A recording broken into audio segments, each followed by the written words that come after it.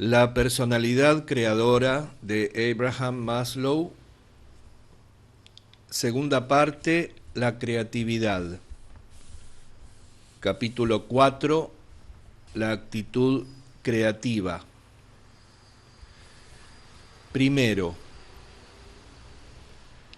tengo la impresión de que el concepto de creatividad y el de persona sana, autorrealizadora y plenamente humana están cada vez más cerca el uno del otro y quizá resulten ser lo mismo. Otra conclusión por la que me inclino, aunque no esté bastante seguro de mis datos, es que la educación artística creativa, o mejor dicho, la educación con mayúscula inicial a través del arte con mayúscula inicial, puede ser especialmente importante no tanto para producir artistas u objetos de arte, sino más bien para obtener personas mejores. Si tenemos claras las metas educativas para los seres humanos, que más adelante indicaré, si confiamos en que nuestros hijos llegarán a ser plenamente humanos y avanzarán hacia la actualización de sus potencialidades, entonces la única clase de educación que hoy existe y tiene una ligera noción de tales objetivos es, a mi entender, la educación artística. Pienso pues en la educación a través del arte, no porque produzca obras de arte, sino porque veo la posibilidad de que, entendida con claridad, pueda convertirse en el paradigma para toda otra educación. Es decir, si en lugar de concebirla como un adorno, como la asignatura prescindible que ahora es, la tomamos con la seriedad y dedicación suficientes, transformándola en lo que algunos sospechamos que pueda ser, entonces tal vez un día enseñemos aritmética, lectura y escritura según este paradigma. Por lo que a mí respecta, me refiero a toda educación. Si me interesa la educación a través del arte, es simplemente porque parece ser una buena educación en potencia. Otra razón de mi interés por la educación artística, la creatividad, salud psicológica, etc., es mi profundo sentimiento de un cambio de ritmo en la historia. En mi opinión, el momento histórico actual no se asemeja a ningún otro. La vida transcurre con mucha mayor rapidez que antes. Pensemos, por ejemplo, en la enorme aceleración del ritmo de crecimiento de hechos, conocimientos, técnicas, invenciones y avances tecnológicos. Me parece evidente que esto requiere un cambio de actitud hacia el ser humano y su relación con el mundo. Dicho lisa y llanamente, necesitamos una clase diferente de ser humano. Creo que hoy debo tomar mucho más en serio que hace 20 años la idea de Heráclito, de Bergson y de Whitehead del mundo como flujo, movimiento y proceso y no como algo estático. Si es así, y ahora lo es evidentemente mucho más que en 1900 o incluso que en 1930, entonces necesitamos un tipo diferente de ser humano para poder vivir en un mundo en perpetuo cambio, nunca en reposo. Llegaría al punto de preguntar al quehacer educativo, ¿qué sentido tiene enseñar hechos si en un malhadado instante ya son viejos? ¿Qué sentido tiene enseñar técnicas si enseguida caen en desuso? Incluso las facultades de ingeniería han tenido que darse cuenta de esto.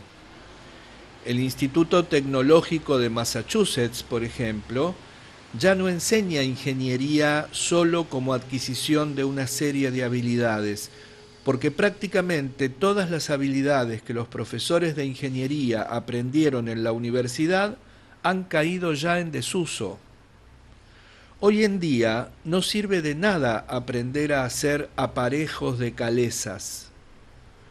Algunos profesores del instituto, según entiendo, han abandonado la enseñanza de los métodos probados y verdaderos del pasado a favor del intento de crear un nuevo tipo de ser humano que se sienta a gusto con el cambio y lo disfrute, que sea capaz de improvisar, capaz de afrontar con confianza, fuerza y valor una situación totalmente inesperada. Incluso hoy todo parece cambiar.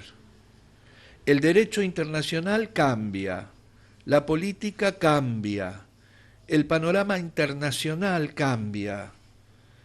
En las Naciones Unidas las personas se hablan desde siglos diferentes. Uno habla en términos del derecho internacional del siglo XIX, otro le responde en términos totalmente distintos desde una plataforma y un mundo diferentes. Con tal rapidez han cambiado las cosas. Volviendo a mi título, a lo que me refiero es a la tarea de tratar de transformarnos en personas que no necesiten paralizar el mundo, congelarlo y estabilizarlo, que no necesiten hacer lo que sus padres hicieron, que sean capaces de afrontar con confianza el mañana sin saber qué les traerá, lo bastante seguros de nosotros mismos para poder improvisar en una situación que jamás ha existido. Esto supone un nuevo tipo de ser humano que podríamos denominar heraclíteo. La sociedad que pueda formar personas así sobrevivirá. Las que no puedan, perecerán. Se habrán dado cuenta de que enfatizo más la improvisación y la inspiración que el enfoque de la creatividad desde la perspectiva de la obra de arte acabada, de la gran obra creativa. De hecho, ni siquiera pienso hoy enfocarla desde el punto de vista de los productos acabados. ¿Por qué? Porque ahora sabemos, gracias al análisis psicológico del proceso de la creatividad y del individuo creativo, que hay que distinguir entre creatividad primaria y creatividad secundaria. La creatividad primaria o fase de inspiración de la creatividad debe separarse del proceso de elaboración y de desarrollo de la inspiración. Ello se debe a que la segunda fase subraya no solo la creatividad, sino que también se basa en gran parte en el simple trabajo arduo, en la disciplina del artista que puede dedicar media vida a aprender sus recursos, sus medios y sus materiales, hasta estar listo para la plena expresión de lo que ve. Estoy seguro de que muchísimas personas se han despertado en plena noche con una inspiración repentina sobre una novela que les gustaría escribir, una obra de teatro, un poema o cualquier otra cosa, y que tales inspiraciones casi nunca se materializan. Las inspiraciones abundan. La diferencia entre la inspiración y el producto acabado, como por ejemplo Guerra y Paz de Tolstoy, reside en una enorme dosis de trabajo, disciplina, preparación, ejercicios de digitación, prácticas y ensayos, desechar primeros borradores, etc. Las virtudes que acompañan la creatividad secundaria, la que tiene por resultado los productos reales, los grandes cuadros, las grandes novelas, los puentes, los nuevos inventos, etc., se apoyan tanto en otras virtudes, obstinación, paciencia, laboriosidad, etc., como en la creatividad de la personalidad. Por consiguiente, a fin de mantener despejado lo que llamaríamos el campo operatorio, me parece necesario centrarnos en la improvisación en su primer destello, sin, por el momento, preocuparnos por sus consecuencias, reconociendo que muchas de ellas se malogran. A esta razón se debe, en parte, que entre los mejores sujetos para estudiar esta fase de inspiración de la creatividad se encuentren los niños, cuya inventiva y creatividad no pueden definirse muy a menudo en función del producto. Cuando un niño pequeño descubre por su cuenta el sistema decimal, esto puede ser un gran momento de inspiración y de creatividad que no habría que desdeñar a causa de alguna definición a priori de la creatividad como algo que debe ser socialmente útil, original, que no se le hubiera ocurrido a nadie antes, etc. Por esta misma razón, he decidido no elegir la creatividad científica como paradigma, sino más bien recurrir a otros ejemplos. Gran parte de la investigación que en la actualidad se está llevando a cabo se ocupa de los científicos creativos, de personas que han demostrado ser creativas, premios Nobel, grandes inventores, etc. El problema estriba, si se conoce a muchos científicos, en que pronto se descubre que hay algo equivocado en este criterio, porque los científicos, como grupo, no son generalmente tan creativos como se supone. Inclusive los que han hecho descubrimientos, creado algo, publicado obras que suponían un adelanto en el conocimiento humano. De hecho, esto no es tan difícil de entender. Este descubrimiento nos dice algo sobre la naturaleza de la ciencia, más que sobre la naturaleza de la creatividad. Si quisiera ser malicioso al respecto, llegaría a definir la ciencia como una técnica mediante la cual las personas no creativas pueden crear, lo que no significa que me burle de los científicos. Para mí es maravilloso que seres humanos limitados se vean apremiados a servir grandes causas, aunque ellos mismos no sean grandes personas. La ciencia es una técnica social e institucionalizada, mediante la cual incluso personas no muy inteligentes pueden ser útiles en el progreso del conocimiento. No puedo expresarlo de un modo más radicalmente dramático. Puesto que se apoya hasta tal punto en los brazos de la historia, en los hombros de innumerables predecesores, cualquier científico en particular forma hasta tal punto parte de un gran equipo de baloncesto, de un gran conjunto de personas que sus propios defectos pueden pasar inadvertidos. Por su participación en una empresa grande y merecedora de respeto, es digno de veneración y respeto. Por consiguiente, cuando descubre algo, he aprendido a verlo como el producto de una institución social, de una colaboración. Si él no lo hubiera descubierto, otro muy pronto lo habría hecho. Por ende, me parece que el mejor modo de estudiar la teoría de la creatividad no es mediante la selección de científicos, aun cuando hayan creado algo. Asimismo, pienso que no podemos estudiar la creatividad en un sentido fundamental hasta que no nos demos cuenta de que prácticamente todas las definiciones de la creatividad y la mayoría de los ejemplos de creatividad que hemos utilizado son esencialmente definiciones y productos masculinos o varoniles. Mediante la sencilla técnica semántica de definir como creativos solo los productos masculinos y pasando enteramente por alto la creatividad de las mujeres, la hemos dejado prácticamente fuera de toda consideración.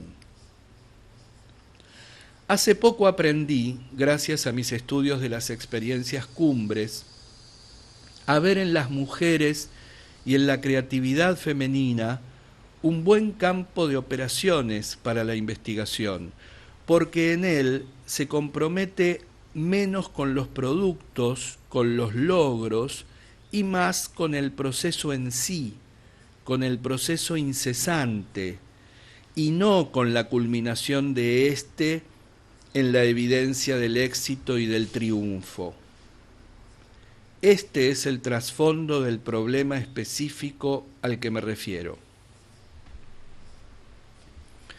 Segundo, voy a hacer una digresión. Quiero aclararte que digo primero, segundo y diré tercero y así, porque el título de las partes del capítulo está, la numeración, digo, no el título, está en números romanos.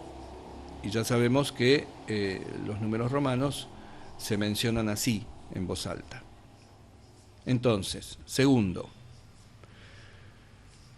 la observación de que la persona creativa en la fase de inspiración del furor creativo pierde su pasado y su futuro y vive solo en el momento, nos indica el problema que trato de desenmarañar. La persona creativa está plenamente ahí, totalmente inmersa, fascinada y absorta en el presente, en la situación actual, en el aquí y ahora, en el asunto entre manos. O, para utilizar una frase perfecta del libro de Sylvia Ashton Warner, The Spinster, la maestra, absorta en un nuevo método de enseñar a leer a sus alumnos, dice: estoy totalmente perdida en el presente. Esta capacidad de, entre comillas, perderse en el presente, parece ser un sine qua non para cualquier clase de creatividad. Pero ciertos requisitos previos de la creatividad tienen, de algún modo, también algo que ver con esta capacidad de intemporalizarse, desinteresarse, ponerse fuera del espacio, la sociedad, la historia. Percibimos cada vez con más nitidez que este fenómeno es una versión atenuada, más secular y frecuente de la experiencia mística descrita tan a menudo que se ha convertido en lo que Huxley denominó la filosofía perenne. En diversas eras y culturas adquiere distintas tonalidades, pero su esencia es siempre reconocible, es la misma.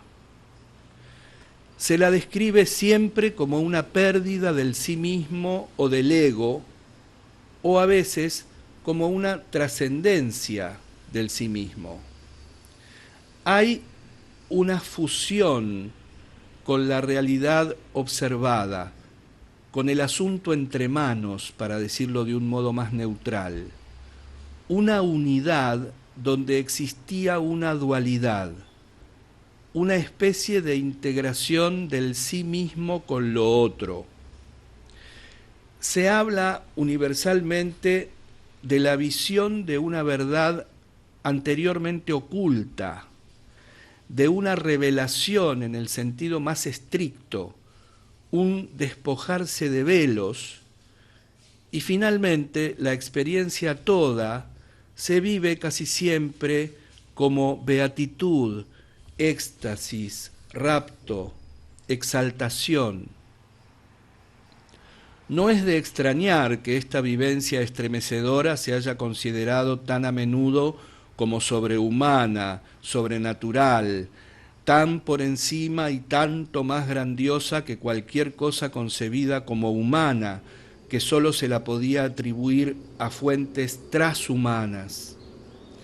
Tales, entre comillas, revelaciones sirven con frecuencia de base, a veces de única base, de las diversas religiones, entre comillas, reveladas. Pero incluso esta vivencia, la más extraordinaria de todas, se ha incorporado hoy en día a la esfera de la experiencia y el conocimiento humanos. Mis investigaciones de lo que denomino experiencias cumbre y las de Margarita Lasky de lo que llama éxtasis, realizadas independientemente, muestran que tales experiencias son perfectamente naturales, fácilmente investigables y, lo que aquí nos concierne, que tienen mucho que enseñarnos acerca de la creatividad, así como de otros aspectos del funcionamiento cabal de los seres humanos cuando se realizan más plenamente a sí mismos, de forma más madura, evolucionada y sana, cuando son, en una palabra, más plenamente humanos. Una característica principal de la experiencia cumbre es precisamente esa fascinación total con el asunto entre manos, ese perderse en el presente, ese desapego respecto del momento y del lugar. Y me parece que gran parte de lo que hemos aprendido del estudio de estas experiencias cumbre puede transferirse directamente a la comprensión enriquecida de la experiencia del aquí y ahora, de la actitud creativa.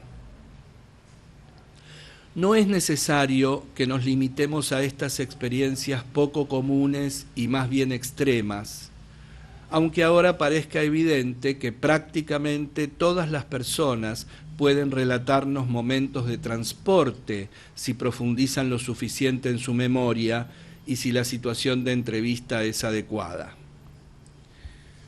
También podemos remitirnos a la versión más simplificada de la experiencia cumbre, es decir, a la fascinación, concentración o absorción en cualquier cosa que sea lo suficientemente interesante para retener completamente la atención. Y no me refiero solo a las grandes sinfonías o tragedias. Una película muy interesante, una historia de detectives o la mera absorción en el trabajo también pueden lograrlo. Partir de tales experiencias universales y familiares que todos tenemos para conseguir un sentimiento, intuición o empatía directos, es decir, un conocimiento vivencial directo de una versión modesta y moderada de esas experiencias, entre comillas, elevadas, más fantásticas, tiene ciertas ventajas. Para empezar, evitamos el vocabulario elegante, extremadamente metafórico y de alto vuelo habitual en esta esfera. Y bien, ¿cuáles son algunas de las cosas que suceden en estos momentos? Renunciar al pasado. El mejor modo de considerar un problema actual consiste en darle todo lo que tengamos, estudiar el problema y su naturaleza, percibir dentro de él las interrelaciones intrínsecas, descubrir más que inventar la respuesta al problema dentro del problema mismo. Este es también el mejor modo de mirar un cuadro o de escuchar a un paciente en terapia.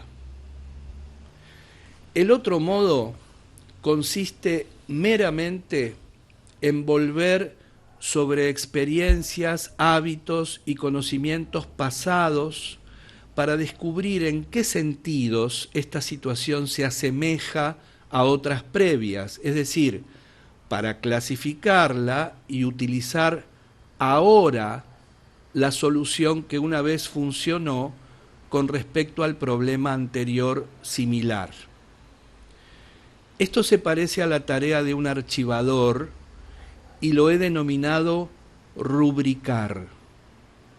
Funciona adecuadamente en la medida en que el presente es como el pasado. Pero evidentemente no funciona cuando el asunto entre manos difiere del pasado. El enfoque archivador entonces falla. La persona que se enfrenta a un cuadro desconocido se apresura a repasar sus conocimientos de historia del arte para recordar cómo se supone que debe reaccionar.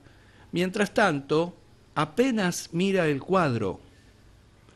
Lo que requiere es que el nombre, el estilo o el contenido le permita hacer un cálculo rápido. Entonces, disfruta o no del cuadro según lo que se espere de él. Para una persona así, el pasado es un cuerpo extraño, inerte, no digerido, que arrastra consigo. Todavía no es la propia persona. Dicho con más precisión, el pasado está activo y vivo solo en la medida en que ha recreado a la persona y ha sido transformado en la persona actual.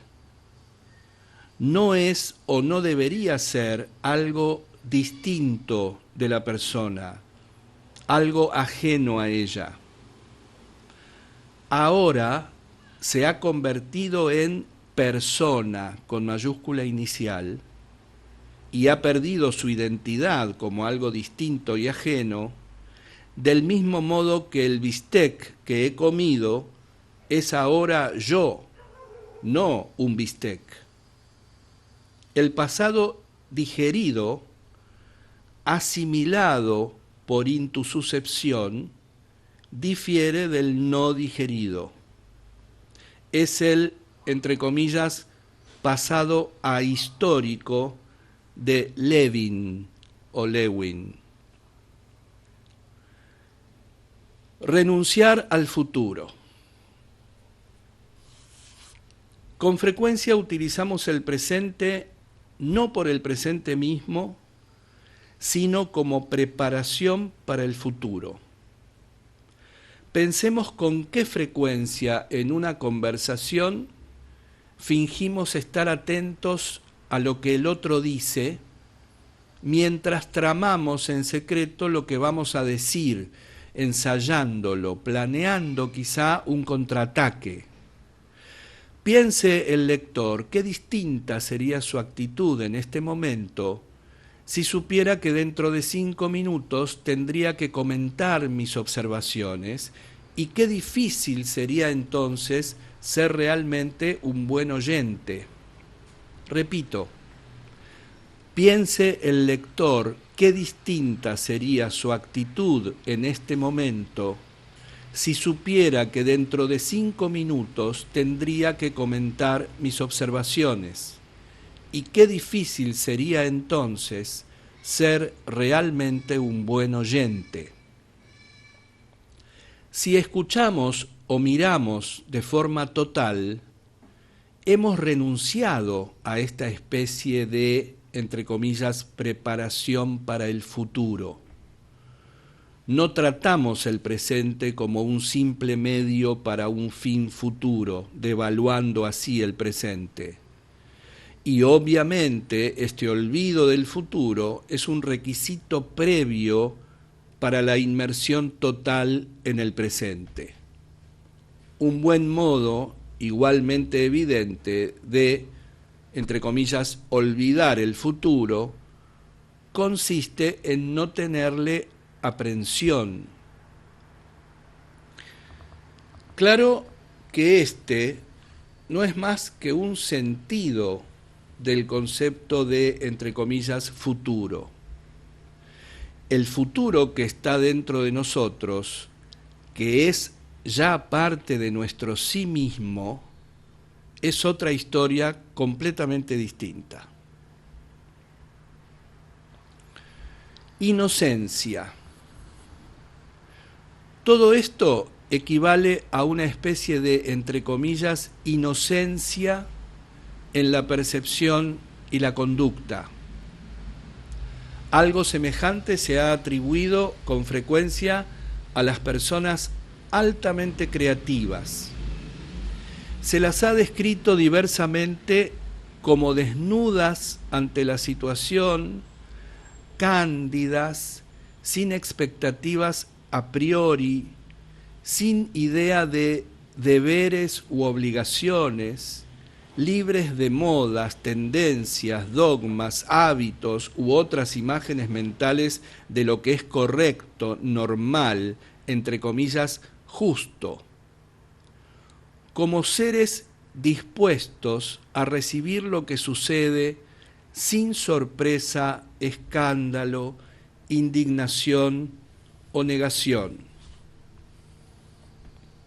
Los niños son más capaces de ser receptivos en este sentido sin plantear exigencias, y también aquellos a quienes la vejez vuelve sabios.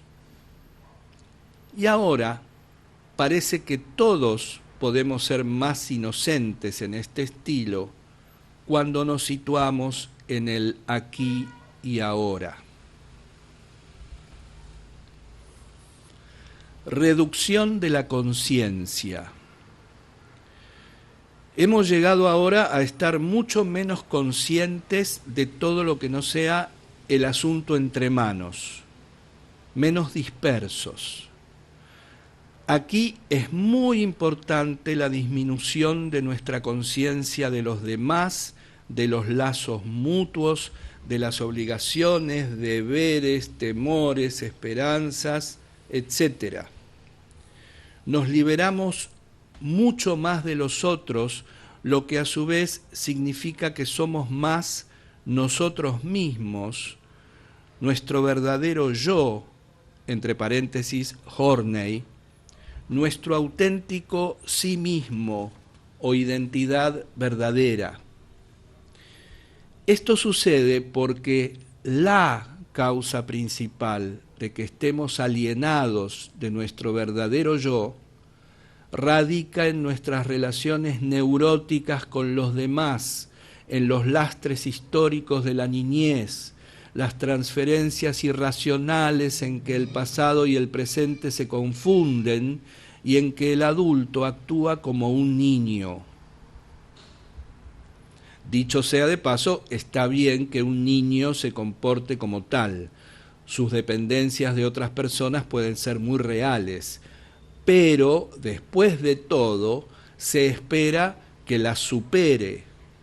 Tener miedo de lo que dirá o hará papá está totalmente fuera de lugar si papá murió hace 20 años.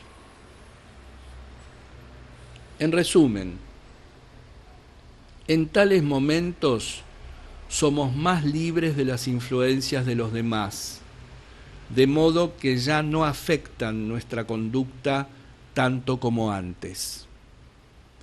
Esto significa quitarse las máscaras, renunciar a nuestros esfuerzos por influir, impresionar, complacer, ser adorables, ganar aprobación.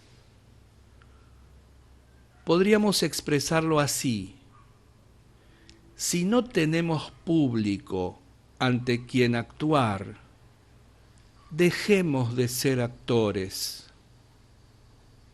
Al no tener necesidad de actuar, podemos dedicarnos al problema sin pensar en nosotros mismos.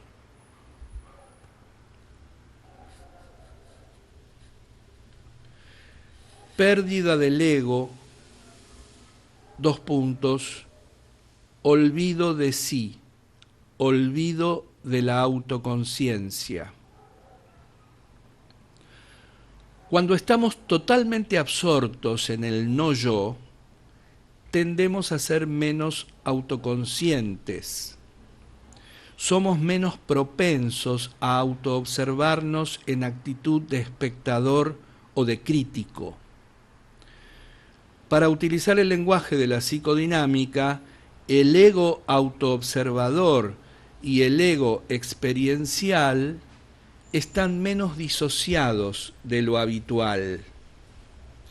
Es decir, estamos más cerca de ser todo ego experiencial.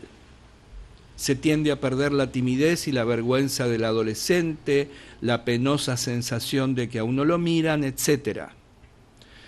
Esto a su vez significa mayor unificación, unidad e integración de la persona. También significa que criticamos, corregimos, evaluamos, seleccionamos, rechazamos, juzgamos, sopesamos, dividimos y analizamos menos la experiencia. Esta especie de olvido de sí es uno de los caminos para descubrir la verdadera identidad, el verdadero yo, la naturaleza propia. Casi siempre se lo vive como algo agradable y deseable. No es necesario que lleguemos hasta el extremo de los pensadores budistas y orientales que hablan del, entre comillas, ego maldito. Con todo, algo hay en lo que dicen. La fuerza inhibitoria de la conciencia, del sí mismo. En algunos sentidos, la conciencia, especialmente de sí mismo, es a veces y en ciertos aspectos inhibitoria. A veces es el escenario de dudas, conflictos, miedos, etc., y otras perjudica el pleno funcionamiento de la creatividad o inhibe la espontaneidad y expresividad. Entre paréntesis, pero el ego que observa es necesario para la terapia. Sin embargo, también es verdad que cierto grado de autoconciencia, autoobservación y autocrítica, es decir, el ego que se autoobserva, es necesario para la, entre comillas, creatividad secundaria. En psicoterapia, por ejemplo, la tarea del propio perfeccionamiento es en parte una consecuencia de la crítica de las vivencias que hemos permitido acceder a la conciencia. Los esquizofrénicos vivencian muchos contenidos profundos, pero no los utilizan terapéuticamente porque están demasiado sumergidos en la, entre comillas, vivencia total y no lo suficiente en la, entre comillas, autoobservación y crítica. Igualmente, en el trabajo creativo, la labor de construcción disciplinada sigue a la fase de inspiración.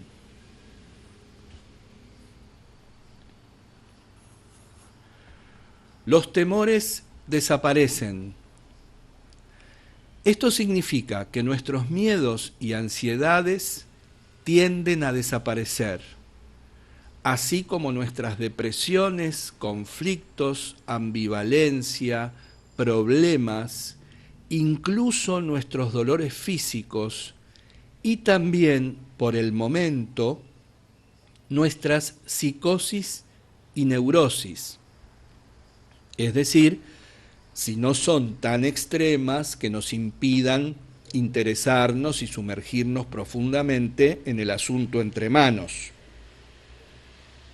De momento, somos valientes y confiados, no temerosos, ansiosos, neuróticos y enfermos. disminución de las defensas e inhibiciones. Nuestras inhibiciones también tienden a desaparecer, así como nuestras cautelas, las defensas, entre paréntesis, freudianas, y controles, entre paréntesis, frenos, que imponemos a nuestros impulsos, lo mismo que las defensas contra el peligro y la amenaza. Fortaleza y coraje. La actitud creativa requiere fortaleza y coraje, y la mayoría de los estudios sobre las personas creativas nos presentan una u otra versión del coraje: obstinación, independencia, autosuficiencia, una especie de arrogancia, fuerza de carácter, del ego, etc. La popularidad pasa a ser una cuestión secundaria. El miedo y la debilidad ahuyentan la creatividad, o por lo menos hacen que sea menos probable. Me parece que este aspecto de la creatividad se comprende mejor si lo vemos como una parte del síndrome del olvido de sí y de los otros en el aquí y ahora. Este estado implica intrínsecamente una disminución del miedo, las inhibiciones, la necesidad de artificialidad, menos temor al ridículo, a la humillación o al fracaso. Todas estas características forman parte del olvido de sí y del olvido del público. Estar absorto aleja el miedo. Dicho de forma más positiva, tener más valor nos facilita el dejarnos atraer por el misterio, lo no familiar, lo novedoso, ambiguo y contradictorio, lo inhabitual e inesperado, etc., en lugar de tener sospechas, miedos, cautelas, o recurrir a mecanismos y defensas que alivian nuestra ansiedad.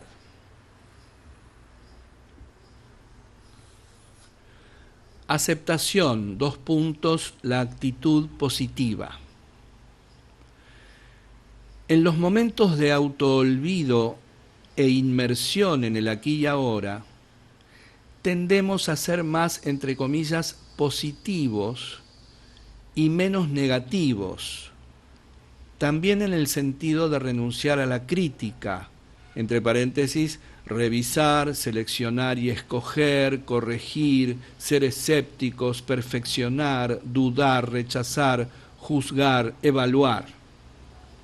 Es decir, que aceptamos en lugar de rechazar, desaprobar y escoger selectivamente. No bloquearnos contra el asunto entre manos significa que dejamos que nos inunde, que cumpla su voluntad en nosotros, se salga con la suya, sea lo que sea. Tal vez incluso nos parezca bien que sea lo que es. Esto facilita ser taoísta en el sentido de humildad, receptividad, no interferencia. Confiar frente a intentar controlar, esforzarse.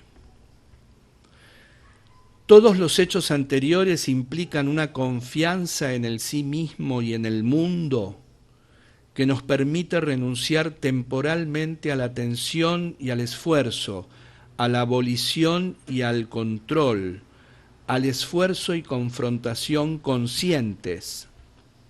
Dejarnos determinar por la naturaleza intrínseca del asunto entre manos, aquí y ahora, entraña necesariamente relajación, espera, aceptación. El esfuerzo habitual por mandar, dominar, controlar, es la antítesis de una verdadera aceptación de las condiciones o percepción de los materiales, del problema, la persona, etc. Esto es especialmente cierto con respecto al futuro. Debemos confiar en nuestra capacidad de improvisación al enfrentarnos con una novedad futura.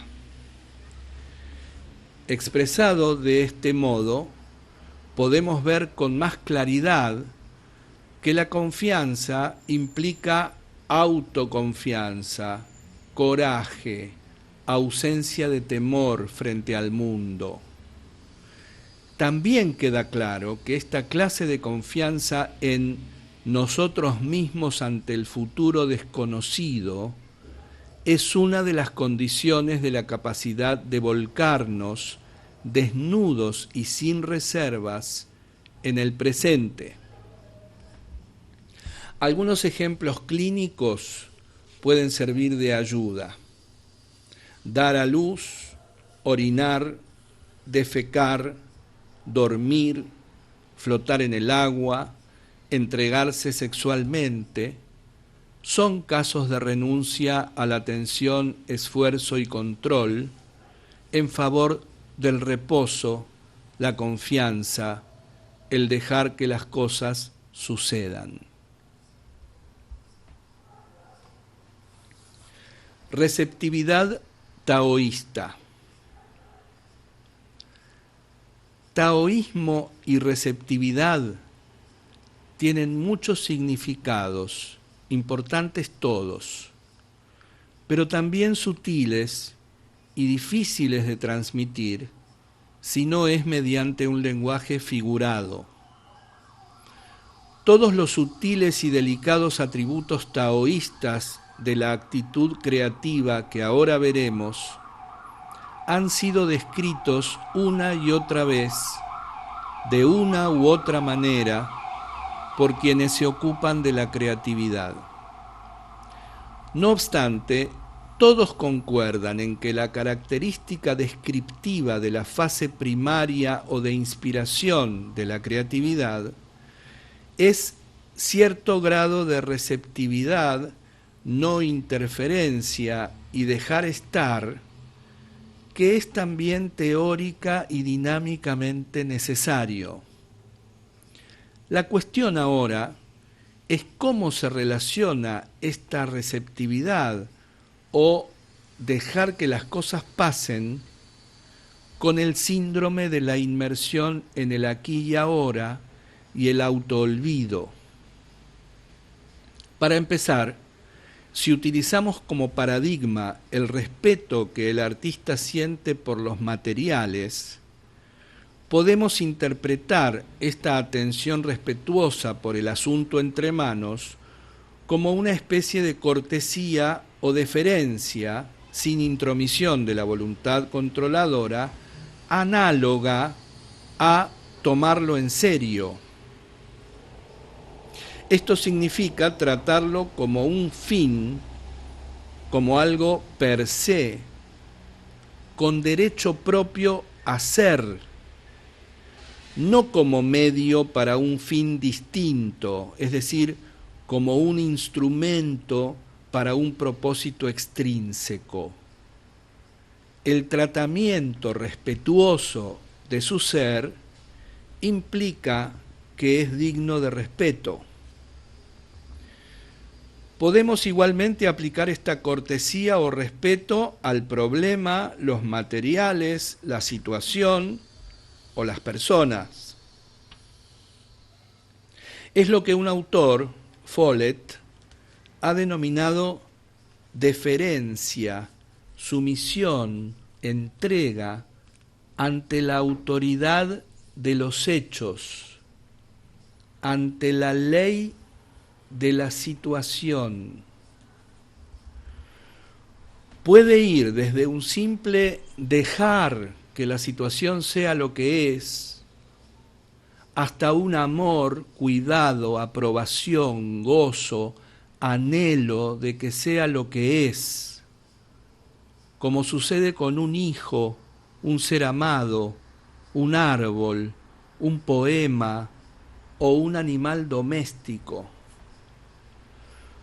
Una actitud semejante es necesaria a priori para percibir o comprender toda la riqueza concreta del asunto entre manos en su naturaleza y estilo propios, sin nuestra ayuda o imposición, del mismo modo que tenemos que guardar silencio y quietud si queremos escuchar el susurro del otro. Este conocimiento del ser, con mayúscula inicial, del otro, entre paréntesis, conocimiento B, se describe detalladamente en el capítulo 9. Integración del conocedor B, entre paréntesis, frente a disociación. La creación tiende, entre paréntesis, ordinariamente, a ser el acto de toda la persona, que está entonces integrada y unificada al máximo. Es de una sola pieza, de una sola intención. Está totalmente organizada al servicio del fascinante asunto entre manos. La creatividad es, por consiguiente, sistémica, es decir, una cualidad total o gestalt de toda la persona. No se añade al organismo como una capa de pintura o como una invasión bacteriana. Es lo opuesto a la disociación. La totalidad del aquí y ahora está menos disociada, dividida y más unificada.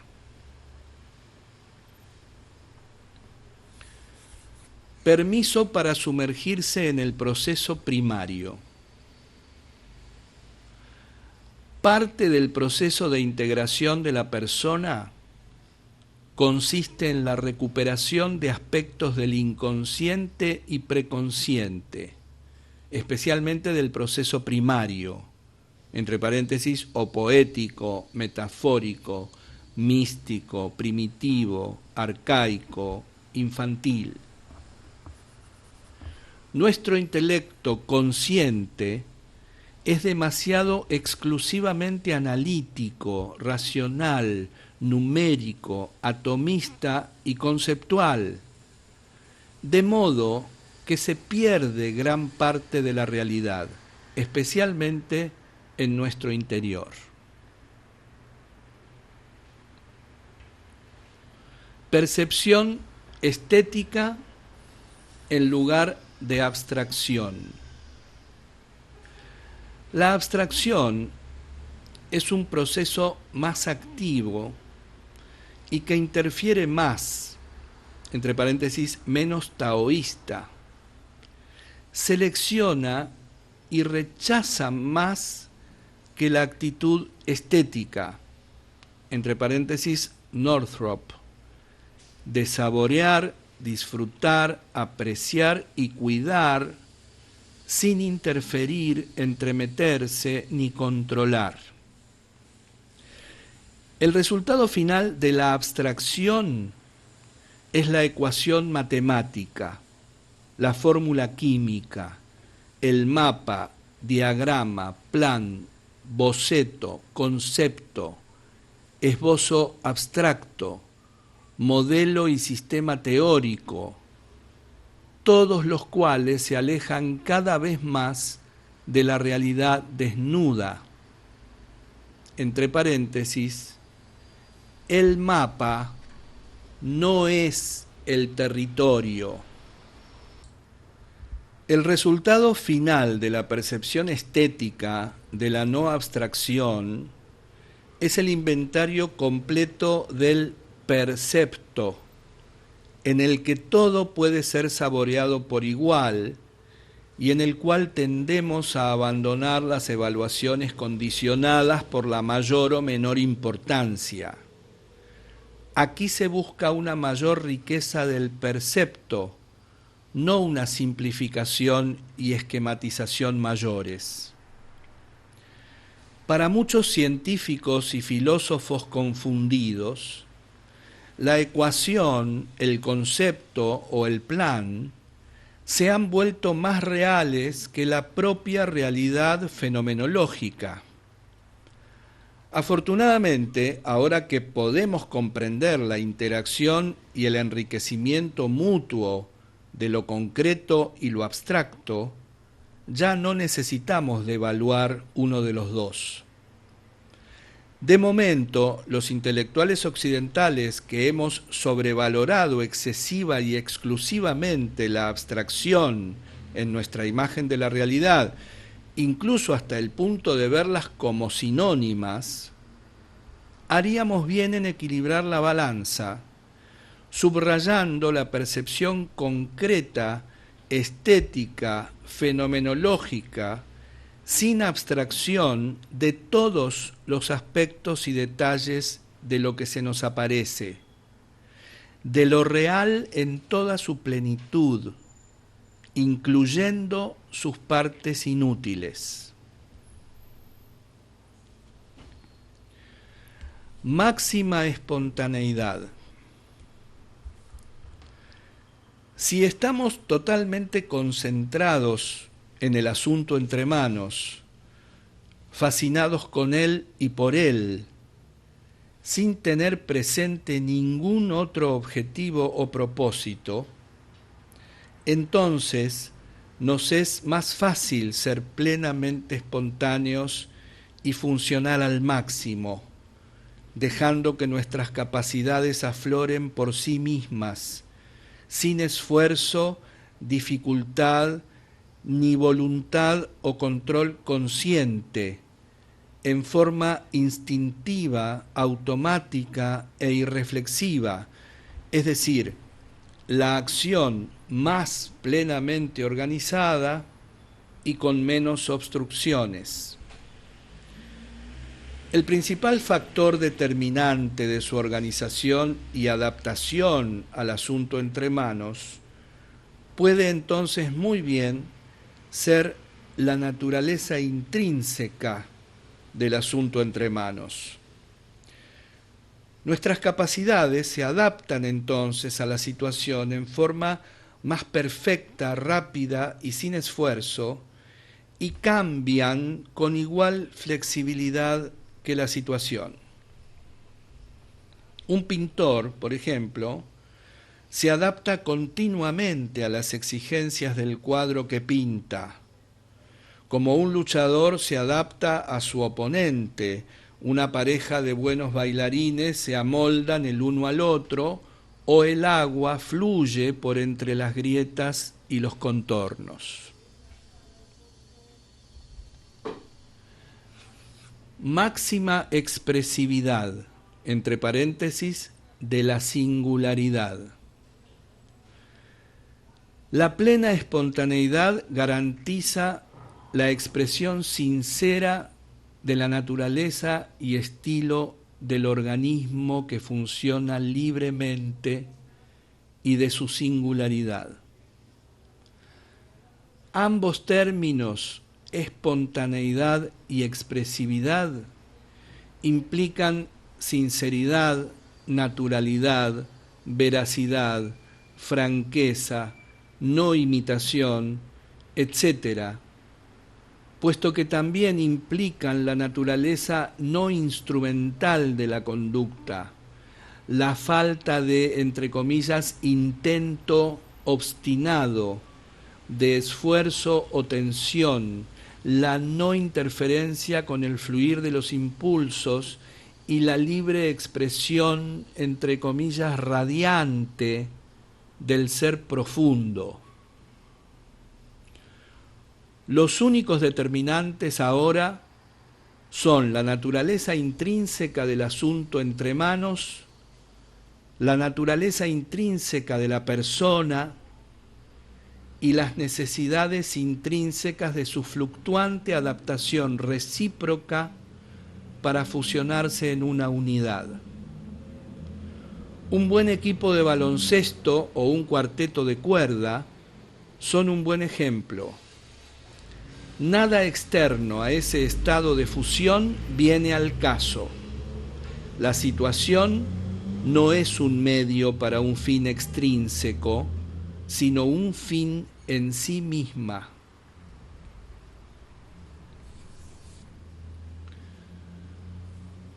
Fusión de la persona con el mundo.